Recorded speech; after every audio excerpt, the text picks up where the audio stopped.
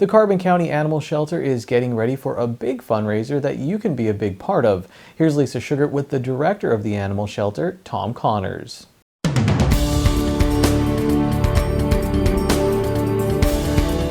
Tom, I know you're having a yard sale at the shelter, and this is a major fundraiser for the organization, correct?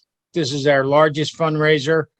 We've had it now several years. It gets bigger and bigger as you know, the years go on.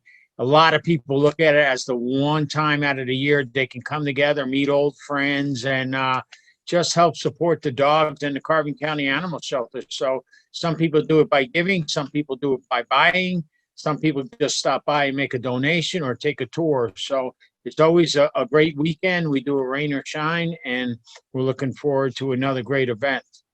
Now, it's all happening on Saturday and Sunday, June 26th and June 27th from 9 a.m. until 1 p.m.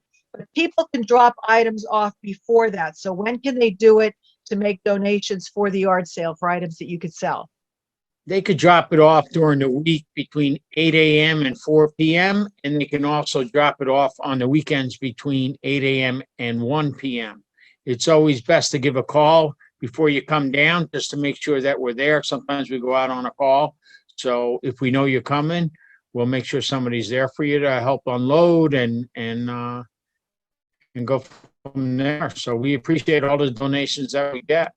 I know it's been tough for everybody during the pandemic, but things are starting to ease now. So is that going to make the life at the shelter a little easier too? Because you had it rough there when people weren't coming out and you're trying to get the dogs homes. We have a lot of great supporters, not only within Carbon County, but also Luzerne County, actually across the state and in others. So we have a lot of good support. I mean, people send us donations all the time. This is a good way for the people who don't maybe have a monetary donation, but want to help in other ways. So everybody has these little treasures at home that they're tired of looking at and not sure what to do with, and just dust them off and bring them down, and we'll go from there. There's a few items that we don't take.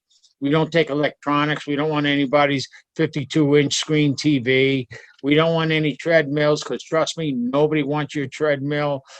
Dishes, plates, I mean, they just don't sell. Maybe they do at some, but not at our yard sale. Books, donate them to the library, because people don't buy them at our yard sale. They buy knickknacks, they buy household items, they buy tools, they buy sporting equipment, and they buy, stuff for kids. So it's a great family weekend, and people do come out, and like I said, we're looking for another great year with it. I know the county has said that they're going to also be helping to make some improvements for you at the shelter. So what kind of things are you looking at? What kind of things have been needed in this building for a while?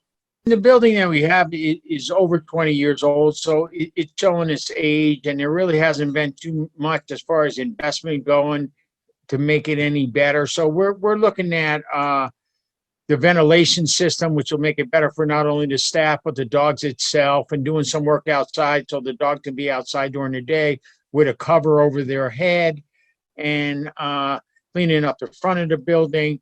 Hopefully get some good training in there so that we could all learn some more stuff, and general improvements just to kind of get up to date with the way it should be.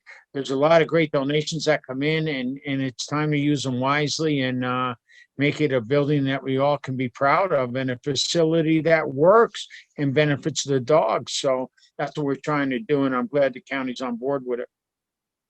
What can people do, I guess, to make your life a little easier? I know you've been getting calls like round the clock. It's starting to get tough this time of year. I mean, sometimes people are off guard. They got their doors open. They forget that the dog can run out. And we just want people to keep a better eye on their dog.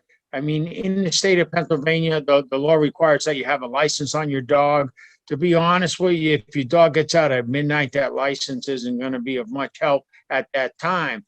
But if you get a tag with your dog's name on it and your phone number, your cell phone number, that's what's important, because then if somebody finds your dog, they can call you immediately. Today's news feature is brought to you by Feisner's Ford in Freeland, who is celebrating 75 years in business. Give them a call at 570-636-3920, or you can log on to feisnersford.com.